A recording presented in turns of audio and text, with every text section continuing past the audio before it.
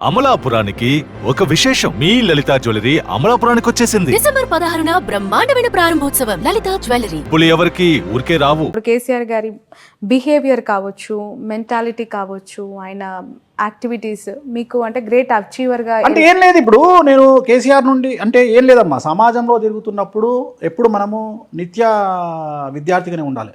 ఒక్కొక్కళ్ళ దగ్గర నుండి కొన్ని నేర్చుకుంటాం.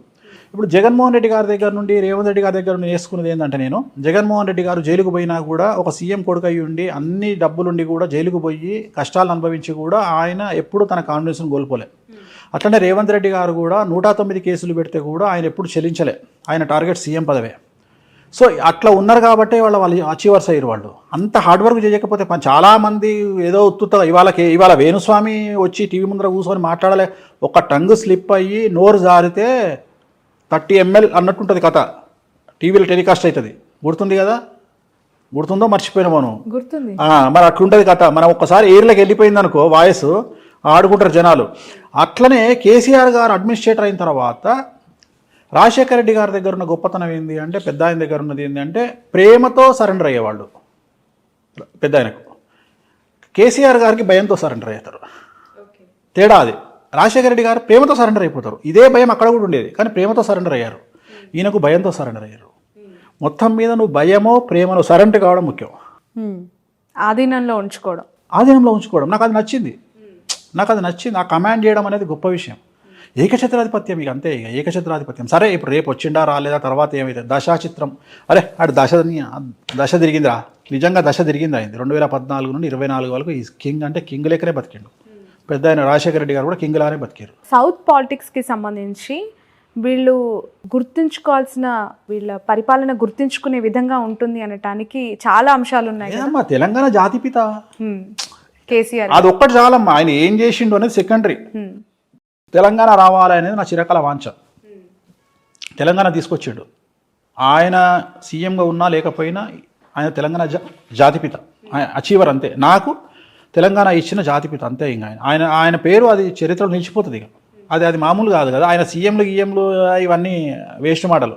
ఆయనకు ఉన్న బిరుదు ముందు, జాతిపిత అనే బిరుదు ముందు, తెలంగాణ జాతిపిత అనే బిరుదు ముందు ఇవన్నీ ఇంకా పక్కకు పోయినట్టే. సో ఈ బిగ్ అచీవర్. ఇంకా వేరే వాళ్ళతో కంపేర్ చేస్తే ముఖ్యమంత్రుల పాలన వేరు. ఇప్పుడు చంద్రబాబు నాయుడు 1994 నుండి 2004 వరకు 92లో ఫైనాన్స్ మినిస్టర్గా నేనే కూర్చోబెట్టిన, 94లో సీఎంగా నేనే కూర్చోబెట్టిన, 98, 99లో నేనే సీఎంగా కూర్చోబెట్టిన. ఇవాళ కూడా ఈనాడు పేపర్ తీస్తే ఫ్రంట్ పేజీలో నా బొమ్మ ఉంటుంది చంద్రబాబు నాయుడు గారితో. ఇప్పటికి కూడా మీరు చూడవచ్చు ఆ ఫోటో. సో అప్పుడు నేను నా కళ్ళతో చూసిన is a big achiever, big administrator. ఆయన వస్తుంటే ఐఏఎస్లో కూడా భయపడ్డటువంటి సిచ్యువేషన్ నేను చూసిన. అదే చంద్రబాబు నాయుడు గారిని 2014లో చూడలేకపోయినా, ఎందుకంటే తర్వాత ఆయనకున్న చరిష్మ పోయింది. కానీ ఆ 10 ఏళ్ళు ఆయన అడ్మినిస్ట్రేషన్ చేసింది, అదొక చరిత్ర. అట్లనే రాజశేఖర రెడ్డి గారు ఆ రాజసం ధోతిలో కూడా, ఆ రాజసం పంచకట్టులో కూడా ఆ రాజసం ఎవరు చేయరు. అట్లనే కేసీఆర్ గారు అడ్మినిస్ట్రేషన్ ఏంటి అంటే భయపెట్టైనా సరే అట్లా నిలబెట్టారు. సో అది ఆయన స్పెషాలిటీ. సో వీళ్ళందరూ చరిత్రలో నిలిచిపోయే మనుషులు. Okay, right. 2 రాష్ట్రాల్లో జనసేన పార్టీ యొక్క ప్రభావం, జనసేన పార్టీ స్థాపించిన అధినేత యొక్క ఇంపాక్ట్, పవన్ కళ్యాణ్ గారు ఇక్కడ పాలిటిక్స్లో 6 స్థానాల్లో వాళ్ళ అభ్యర్థులను పెట్టి 8 స్థానాల్లో పెట్టారు. 6 స్థానాలు ఐ థింక్ ఆయన ప్రచారం చేసినట్లున్నారు ఇక్కడ. సో ఎలాంటి ఇంపాక్ట్ 8 స్థానాల్లో ఏమైంది? డిపాజిట్ కూడా రాలేదు. నేను ఎప్పుడో చెప్పిన పరిస్థితులు బాగాలేవు అని చెప్పిన. ఎవరికి? పవన్ కళ్యాణ్ గారికి. ఓకే, ఏంటి తన జాతకం? ఏలినాశం నడుస్తుంది. ఓకే, 2025 వరకు ఏలినాశం నడుస్తుంది. ఇవాళ ఆంధ్రప్రదేశ్లో ఆయన ఇండిపెండెంట్ కొట్లాడుంటే ఇవాళ మెయిన్ అపోజిషన్ అవుతాడు. రేపు పొద్దున 24లో జగన్ గారికి వ్యతిరేకంగా ఫైట్ చేస్తే ఆయనకి 20 నుండి 25 సీట్లు వచ్చి ఆయన అపోజిషన్ ప్లేస్లో కూర్చుంటుండే. ఓకే. సో మనం చెప్తే నేను అదే చెప్తున్నా, మన మాట వినాలే అనే రూల్ ఎక్కడుంది? ఎవరిష్టం వాళ్ళది. ఓకే. సో పవన్ కళ్యాణ్ గారికి వస్తూ ఉన్న ఫాలోవర్స్ని చూసి ఎంత ఇంపాక్ట్ ఉంటుందో అని భయపడిపోతుంటారు చాలా సందర్భాల్లో. నేను కూడా తెలంగాణలో నాగర్ కర్నూలు సభను చూసా, కూకట్పల్లిలో ర్యాలీని చూసా. ఆ క్రౌడ్ అంతా చూసి ఖచ్చితంగా కూకట్పల్లిలో అయితే నేను ఖచ్చితంగా జనసేన అభ్యర్థి గెలుస్తారని అనుకున్నాను. ఎందుకు అంటే అంత వేవ్ కనిపించినట్టు అనిపించింది నాకు. బట్ గ్రౌండ్లో అలాంటి పరిస్థితి ఏమీ లేదు. అభిమానం వేరు, ఓటేయడం వేరు. ఎందుకు అది ఎక్కడైనా అంతే, ఇక్కడనే కాదు. ఓటుకి ఎందుకు కన్వర్ట్ అవ్వట్లేదు పవన్ కళ్యాణ్ గారు? ఆ మాటకు వస్తే మన భారతదేశ ప్రధాని ఎవరు ఉండాలి? రాహుల్ గాంధీ గారు కాదు, రజనీకాంత్ కానీ అమితాబ్ బచ్చన్ కానీ ఉండాలి.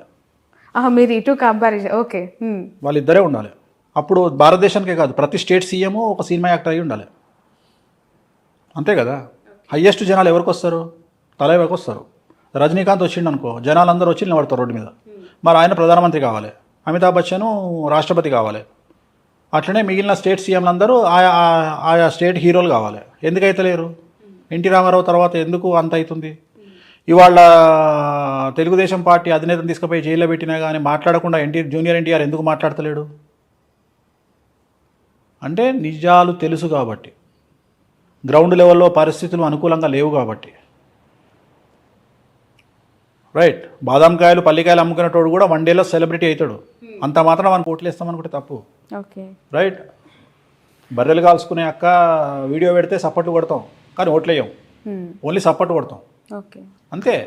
పవన్ కళ్యాణ్ గారి పరిస్థితి కూడా బర్రెలక్కతో సమానం అంటారా? బర్రెలక్కతో సమానం అనట్లేదు నేను. అనేది సెలబ్రిటీ స్టేటస్ వేరు, జనాలు రావడం వేరు, ఆ వచ్చిన వాళ్ళు ఓటు హక్కు కింద కన్వర్ట్ అవ్వడం వేరు. నేను మాట్లాడేది అది. దాన్ని చూసి జనాలను చూసి ఓట్లు పడతాయి అనుకోవడం తప్పు అని చెప్తున్నా. ఎప్పుడే కానీ జనాలకు ఓట్లకు సంబంధం లేదు. బట్ టీడీపీతో పొత్తుని ఒకవేళ వాళ్ళు విరమించుకున్నా, పవన్ కళ్యాణ్ గారు విరమించుకొని బీజేపీతో కలిసి ఎన్నికల్లోకి దిగితే ఇంపాక్టెడ్ సీట్స్ ఏమైనా, అంటే ఏమైనా ఇన్ఫ్లుయెన్స్డ్ సీట్స్ ఏమైనా ఉండొచ్చా ఏపీలో? ఇప్పుడు ఇండివిజువల్గా పవన్ కళ్యాణ్ రేపు పొద్దున కూడా టెక్నికల్గా మాట్లాడితే పవన్ కళ్యాణ్ గారు పోటీ చేస్తే టీడీపీ ఓటు పవన్ కళ్యాణ్ గారికి కన్వర్ట్ అవుతుందా? నా simple question. Janasena vote TDP convert అవుతుంది, కానీ టీడీపీ ఓటు కన్వర్ట్ అవుతుందా? నా ప్రశ్న ఇది, పెద్ద ప్రశ్న ఇది. దీనికి ఆన్సర్ చేస్తే జవాబు వస్తుంది. నేను అడిగే ప్రశ్నకు ఆన్సర్ చేయి. టీడీపీ ఓటు జనసేన కన్వర్ట్ అయ్యే అవకాశం ఉండదు. పొత్తు పెట్టుకున్నప్పుడు ఖచ్చితంగా పొత్తు పెట్టుకున్నా చేయాలి కదా. ఇయ్యరు. తెలంగాణలో 8 చోట్ల జనసేన పోటీ చేసింది. ఎవరితో కలిసి పోటీ చేసింది? బీజేపీతో కలిసి పోటీ చేసింది. సంస్థాగతంగా ప్రతి కాన్స్టిట్యున్సీలా సరే పోనీ వద్దు అనుకుందాం, అట్లీస్ట్ ఒక 8 కాన్స్టిట్యున్సీలలో ఒక 4 కాన్స్టిట్యున్సీలలోనన్నా 15,000 ఓట్లు పడాలి కదా. అట్లీస్ట్ 16,000 ఓట్లు పడితే డిపాజిట్ దక్కుతుంది. అంటే బీజేపీకి ఓట్లు 15,000 ఓట్లు కూడా లేవా కాన్స్టిట్యున్సీలో? ఆ 15,000 ఓట్లు ఎందుకు కన్వర్ట్ కాలే జనసేనకు? ఇదే ప్రశ్న ఆంధ్రాలో ప్రత్యక్షమవుతుంది, ఉత్పన్నమవుతుంది. నేను అడిగే ప్రశ్నే ఇది. జనసేనకు బీజేపీ ఓటు షేరు ఎందుకు కన్వర్ట్ కాలేదు తెలంగాణలో? బీజేపీ, టీడీపీ, జనసేన ఇంచుమించు 3 కలిసి పోటీ చేసినట్టే ఒక రకంగా చెప్పాలంటే తెలంగాణలో అనుకుందాం, ఇల్లీగల్గానో లేకపోతే అన్అఫీషియల్గానో. మరి జనసేనకు బీజేపీ ఓట్లు ఎందుకు కన్వర్ట్ కాలే? ఎందుకు ట్రాన్స్ఫర్ కాలే? జనసేన బీజేపీ పోటీ చేసినట్టే కదా తెలంగాణలో. టీడీపీ ఎన్నికల బారి నుంచి లేదు, కానీ అన్అఫీషియల్ గానే సపోర్టే కదా. జనసేన అంటే టీడీపీ కూడా జనసేనతో కలిసింది ఆంధ్రాలో. లేదు. ఇప్పుడు ఇక్కడ టీడీపీ ఎన్నికల నుంచి తప్పుకొని వాళ్ళ కార్యకర్తల్ని లేదంటే ఆ పార్టీ సింపథైజర్స్ ని ఎటువైపు మళ్ళించింది అంటే గాంధీ భవన్ వైపు మళ్ళించింది. గాంధీ భవన్ లో కాంగ్రెస్ జెండాలతో పాటు టీడీపీ జెండాలు పట్టుకొని తప్పు మళ్ళలేదు. సెటిలర్స్ గనక ఇవాళ కాంగ్రెస్ కోటేసి ఉంటే హైదరాబాద్ లో కాంగ్రెస్ కు 10 సీట్లు వచ్చాయి. ఒక్క సీట్ కూడా రాలే హైదరాబాద్ లో. రంగారెడ్డి హైదరాబాద్ లో మొత్తం బీఆర్ఎస్ ఫుల్ స్వీప్ చేసింది అంటే దాని అర్థం ఏంది అంటే మొత్తం గుండుగుత్తగా టీఆర్ఎస్ కేసీఆర్ సెటిలర్స్ అందరూ. ఎవ్వరు కూడా చంద్రబాబు నాయుడు ఇష్యూస్ బేస్ చేసుకొని ఏ ఒక్కడు కూడా కాంగ్రెస్ పార్టీకి వెయ్యలేదు అనేది తేటతెల్లమవుతుంది. సో టీడీపీ సింపథైజర్స్ కావచ్చు, టీడీపీ నాయకులు కావచ్చు, చంద్రబాబు మనుషులు ఎవ్వరు రేవంత్ కు సపోర్ట్ చేయలే. చేసుంటే ఇవాళ సిటీ మొత్తం కనీసం 10 సీట్లు కొట్టేది. అప్పుడు ఇంకా కాంగ్రెస్ కి ఇంకా ఎక్కువ సీట్లు. నేను అదే చెప్తున్నా, 10 సీట్లు కొట్టేది హైదరాబాద్ లో. కొట్టలేదు అంటే ఫుల్ అసలు కన్వర్టే కాలే. మొత్తం యాజ్ ఇట్ ఈజ్ గా ఓట్లన్నీ గుండుగుతా టీఆర్ఎస్కి వెళ్ళినాయి. సో ఇది జరగలేదు. అంటే జనాలు చంద్రబాబు నాయుడు ఇష్యూని వేరే రకంగా చూసారు, తెలంగాణ ఇష్యూని వేరే రకంగా చూసారు. రెండోది, సెటిలర్స్ అనే పదం ఇక మీదట వాడద్దు. వాళ్ళు కూడా తెలంగాణలో భాగస్వాములే. ఎందుకంటే వాళ్ళు తెలంగాణ పీపుల్ లాగానే బతుకుతున్నారు. వలస వచ్చిన వాళ్ళు కానీ ఎక్కడ కూడా సెటిలర్స్ లాగా లేరు. అందువల్ల వాళ్ళు ఓన్ చేసుకొని ఓట్లేసారు తెలంగాణ. బట్ కేటీఆర్ గారు చేసిన కొన్ని చంద్రబాబు నాయుడు గారి అరెస్ట్ విషయంలో కమెంట్స్ అనేవి నెగిటివ్ ఇంపాక్ట్ చూపించాయి పార్టీకి అనేది చాలా. ఒకవేళ ఎలక్షన్ రోజుకు ఆయన లోపల ఉంటే జరిగేదేమో, అప్పటికే ఆయన వదిలేసారు. అందువల్ల ఆ ఇంపాక్ట్ పడలేదని చెప్తున్నా. ఆయన లోపల ఉంటే ఫీలింగ్ మారేమో, కానీ ఆయన బయట ఉన్నట్టే కదా. దాని వేడి తగ్గిపోయింది. అప్పటికి ఆ సీన్ వేడి తగ్గిపోయింది కాబట్టి జనాలు కూల్ అయిపోయింటారు. సో తెలంగాణలో టీడీపీ ఇంపాక్ట్ లేదు, జనసేన ఇంపాక్ట్ లేదు, జీరో లేదు, ఉండబోదు, ఫ్యూచర్లో కూడా ఉండదు. ఓకే. ఏపీ పరిస్థితికి చంద్రబాబు నాయుడు గారు ఇన్ ఫ్యూచర్, మీరు 2 టర్మ్స్ ఇప్పుడు జగన్మోహన్ రెడ్డి గారే వస్తారంటున్నారు కదా. Next 2 terms, next 2 terms Jaganmohan Reddy గారు వస్తారు. 2024-29 ఎవరు జగన్మోహన్ రెడ్డి వస్తాడు, ముఖ్యమంత్రి ఆయనే అవుతారు. మరి ఆయన పార్టీ అన్నప్పుడు ఆయన అంటే వస్తాడు. మీ నోట్ నుంచి చెప్పాలి. జగన్మోహన్ రెడ్డి గారు 2024లో మరియు 2029లో ఆయనే ఆంధ్రప్రదేశ్ రాష్ట్రానికి ముఖ్యమంత్రిగా ఉండబోతా ఉన్నారు. డామ్ షూర్ గా. ఇది రికార్డ్ అవుతుంది కదా బాబు, రికార్డ్ చేస్తున్నా. ఆ తర్వాత అయినా చంద్రబాబు నాయుడు గారు ముఖ్యమంత్రి అయ్యే అవకాశం ఉందా? ఏందమ్మా రాసుకొచ్చుకుంటా అయింది 200 ఏళ్ళు బతుకుతాను బడే ఉన్నావు నువ్వు, నాకు అర్థమైతలేదు. అంటే 74 ఏళ్ళు ఇప్పుడు ఇప్పటికే మీరు అన్నారు తెలంగాణలో రేవంత్ రెడ్డి గారు సీఎం కాదమ్మా, 74 ఏళ్ళు ఆయనకు. రాజకీయ గండం ఉంది, పరిస్థితులు అనుకూలంగా లేవు కాంగ్రెస్ పార్టీకి అని చెప్పారు. ఏపీలో జగన్మోహన్ రెడ్డి గారు 2 టర్మ్స్ వచ్చిన తర్వాత ఏమైనా సిచ్యువేషన్స్ బ్యాడ్ గా వెళ్లే అవకాశం కనిపిస్తుంది? ఏం లేదు, ఇంకా రేపు 2024లో జగన్మోహన్ రెడ్డి సీఎం అయినాక టీడీపీ అనే పార్టీ ఏడు ఉంటుంది. ఓకే, తర్వాత చూద్దాం కదా, ఆ పార్టీ 29 వరకు సస్టైన్ అయినప్పుడు కదా, ఆ పార్టీ అప్పటి వరకు సస్టైన్. ఇప్పుడు నేను ఇంతకుముందు చెప్పిన 2017లో ఒక ఇంటర్వ్యూలో చెప్పిన ఏమని అంటే, రాజశేఖర్ రెడ్డి లాగా మారిన జగన్మోహన్ రెడ్డి గారిని చూస్తారు మీరు అని చెప్పిన. అన్నట్టుగానే ఆయన మారిండు. మారిన తర్వాత ఆయనకు జనాల్లో లీడర్లు నమ్మకం వచ్చింది. అట్లనే ఇంకో మాట చెప్తున్నా ఇప్పుడు నీ తరపున, కేసీఆర్గా మారబోతున్న జగన్మోహన్ రెడ్డిని చూస్తారు 24లో. అర్థమైందా డైలాగ్? ఓకే, కంట్రోల్ చేస్తాడు, ఓకే, అందరినీ కంట్రోల్ చేస్తాడు. సో ఇంకా తిరుగులే జగన్మోహన్. స్థానబలం ఏంటంటే, స్థానబలం మేము తెలంగాణలో ఉన్నాం కాబట్టి ఆంధ్రలో మమ్మల్ని ఏం చేస్తారు అని చాలామంది అనుకుంటారు. కానీ బట్ కుటుంబానికి సంబంధించి పదే పదే మాట్లాడుతూ ఉన్న వాళ్ళకి అంటే ఇంపాక్ట్ ఏ విధంగా ఉంటుంది అంటారు? ఈ ఎలక్షన్స్ టైంలో చెల్లి షర్మిల గారు తెలంగాణకు వచ్చేసారు, తల్లి గౌరవ అధ్యక్షురాలుగా రాజీనామా చేశారు, ఇప్పుడు ఆయనతో భార్య ఉన్నారు భారతి గారు. పరోక్షంగా సపోర్ట్ చేసినా కూడా ఆమె ప్రత్యక్ష రాజకీయాలకు వచ్చే అవకాశం ఉందంటారు? లేదమ్మా, లేదు, రారు. ఓకే, ఆ నెసిటీ లేదు వాళ్ళకి, వాళ్ళ ఫ్యామిలీకి అవసరం ఏముంది? ఇప్పుడు సరే, ఇప్పుడు షర్మిల ఫైటింగ్ ఇంకోటో అవన్నీ వ్యక్తిగతమైన అంశాలు.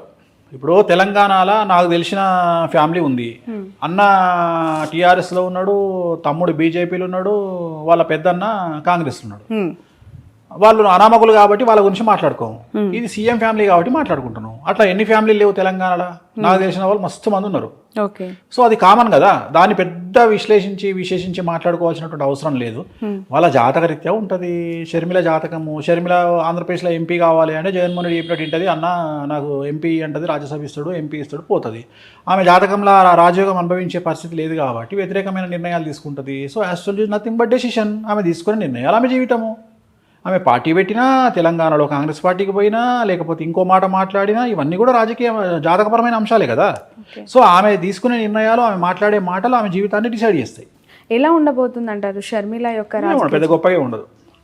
ఓకే, షర్మిల గారు జగన్ దగ్గరికి పోతే హ్యాపీగా ఉంటుంది ఆమె జీవితం. ఆయన లేకుండా ఆమెను ఊహించుకోలేం.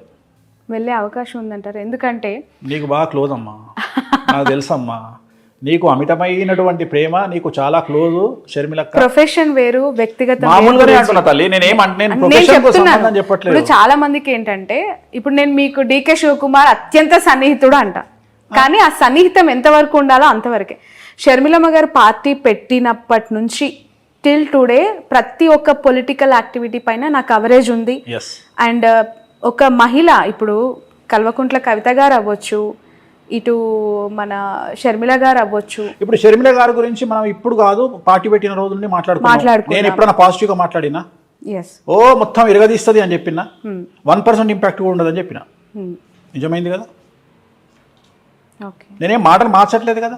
మీరు ఆ రోజు కూడా నువ్వు ఆమె దగ్గర ఇంటర్వ్యూ తీసుకొని వచ్చిన మరుక్షణం నేను చెప్పిన, ఏముండదు తల్లి, అంత నార్మలే ఉంటుంది పరిస్థితి అని చెప్పిన, అంతే తప్ప నేనేం గొప్పగా మాట్లాడాను. అంతలాగా ఒక పాదయాత్ర, నిజంగానే చెప్పాలి, ఒక మహిళగా ఆమె చేసిన పాదయాత్రని నేను కల్లారా చూసిన వ్యక్తిగా కష్టం వేరు, చాలా చాలా బాధపడ్డాను ఆ రోజు. ఎందుకు అంటే పక్క రాష్ట్రంలో అన్న సీఎం గా ఉన్నారు, ఇక్కడ ఒక మహిళ ఒంటరిగా ఎందుకు ఈ పరిస్థితి వచ్చింది? మోరోవర్ అన్న గెలుపులో ఆమె పాత్ర ఉంది, ఆమె భాగస్వామ్యం ఉన్నప్పుడు ఇక్కడ ఎందుకు పెట్టింది అనేది నాకు పదే రేజ్ అయిన క్వశ్చన్. దానికి ఇప్పటివరకు నాకు ఆన్సర్. జాతకపరమైన విశ్లేషణ అంతే, వాళ్ళ వ్యక్తిగతమైన నిర్ణయాలు. Astrology nothing but decision. అదే చెప్తున్నా కదా, ఆ నిర్ణయం ఎందుకు తీసుకున్నారు అంటే దానికి మనం ఏం చెప్తాం? ఇప్పుడు మన గ్యాప్స్ అనేవి ఉన్నాయంటారా? ఖచ్చితంగా నాకు కుటుంబం పట్ల అవగాహన లేదు, వ్యక్తిగతమైనటువంటి అంశాల జోలికి నేను వెళ్ళను. నేను జాతకపరంగా మాట్లాడతా. నేనేమంటా, ఇదే షర్మిల గారు నా దగ్గరకు వచ్చి, అనిల్ గారు నా దగ్గరకు వచ్చి, ఏమండి ఒక మాట మాకు ఒక ఐడియా అడ్వైజ్ ఇవ్వండి అంటే, ఎంబడే మీ దుకాణం బంద్ చేసి జగన్ గారిని కలవండి అని చెప్తా. ఎందుకు అక్కడ పోయి కూర్చుంటే మీకు ఆల్రెడీ ఏదో పదవి ఇస్తాడు, హ్యాపీగా ఎంజాయ్ చేస్తారు లైఫ్, ఒక సీఎం చెల్లెగా లైఫ్ ముందుకెళ్తుంది. ఇంత కష్టాలు మీరు పడాల్సిన అవసరమే లేదని చెప్తాను నేను. కానీ వాళ్ళు మనం అడగరు, మనం చెప్పాం, అయిపోయింది. సో ఇట్లనే astrology is nothing but decision. వారసులకి సంబంధించిన ప్రశ్న ఇది. కేసీఆర్ గారు ముఖ్యమంత్రిగా 2 టర్మ్స్ చేసిన తర్వాత ఇప్పుడు గెలిచి ముఖ్యమంత్రి పదవికి రాజీనామా చేశారు. కానీ కొడుకును ముఖ్యమంత్రి స్థాయిలో సొసైటీలో ప్రొజెక్ట్ చేశారు. నెక్స్ట్ 5 yearsలో కేటీఆర్ గారు ఆ స్థాయిలో ఎమర్జ్ అవుతారు పీపుల్లో అనేది ఒక మాట వినిపిస్తోంది. చంద్రబాబు నాయుడు గారి వారసుడు లోకేష్ గారి గురించి ప్రస్తావిస్తున్నారు. లోకేష్ గారు ముఖ్యమంత్రి అయ్యే అవకాశం కానీ, పాదయాత్రను మరొకసారి దిగ్విజయంగా నాన్ స్టాప్గా స్టార్ట్ చేసి ఎండ్ చేసే పరిస్థితి కానీ, పీపుల్స్ లీడర్గా ఎస్టాబ్లిష్ అయ్యే అవకాశం కానీ ఉందా అని చెప్పి ఇక ఇండివిజువల్గా చెప్పగానే ఇద్దరికి లేదు, ఇద్దరు ముఖ్యమంత్రుల కొడుకులకు లేదు. ఒకటే ఆన్సర్లో 2 సమాధానాలు. ఇటు కేసీఆర్ గారు అబ్బాయి కేటీఆర్ కానీ, బట్ కంపారిటివ్లీ ఈరోజు ఇప్పుడు కూడా సిరిసిల్లలో ఆయన మళ్ళీ విక్టరీ. మళ్ళీ నువ్వు అన్ని జనరలైజ్డ్, నేను ఆస్ట్రాలజర్ అమ్మా, పొలిటికల్ అనలిస్ట్ కాదు. పొలిటికల్ ఆస్ట్రాలజర్ అనొచ్చు కదా. పొలిటికల్ ఆస్ట్రాలజర్ అను, కానీ పొలిటికల్ అనలిస్ట్ కాదు. పొలిటికల్ ఆస్ట్రాలజర్గా చెప్పండి. ఇప్పుడు 3 సార్లు ఆయన ఎమ్మెల్యేగా గెలిచారు, దిగ్విజయంగా మంత్రి పదవులు అనుభవించారు. ఇప్పుడు సరే ఓకే ప్రతిపక్షంలో కూర్చుంటారు, వేరే విషయం. కానీ నారా లోకేష్ గారికి సంబంధించి అసలు ఎమ్మెల్యేగా గెలుస్తారా అనే ప్రశ్నకు ఆన్సర్ ఏంటి? ఎమ్మెల్యే గెలవచ్చు, అది పెద్ద విషయం ఏం కాదు. ముఖ్యమంత్రి కాలేరు, ఆయన జీవితంలో ముఖ్యమంత్రి అయ్యే యోగం లేదు. ఏంటి ఆయన జాతకం ప్రకారం? రావు మార్గదర్శ నడుస్తుంది 2024 వరకు. ఎలక్షన్లో రావు మార్గదర్శలో ఉంటారు. ఈ ఎలక్షన్లో ముఖ్యమంత్రి అయ్యే యోగం లేదు. ఎట్లాగో లేదు. మీరు 2 terms జగన్మోహన్ రెడ్డి అన్నారు. సో ఇన్ ఫ్యూచర్ ఆయన జాతకం ఓకే గెలుస్తారా నెక్స్ట్ 24లో? ఆయన గెలవడం పెద్ద విషయం కాదు, నేను అదే చెప్తున్నా. 2025 ఎలక్షన్ కాబట్టి 24లో ఎమ్మెల్యే గెలిచే అవకాశం ఉంది. ఎమ్మెల్యేగా మంగళగిరి నుంచి మంగళగిరి పోటీ చేస్తాడా, ఇంకోటి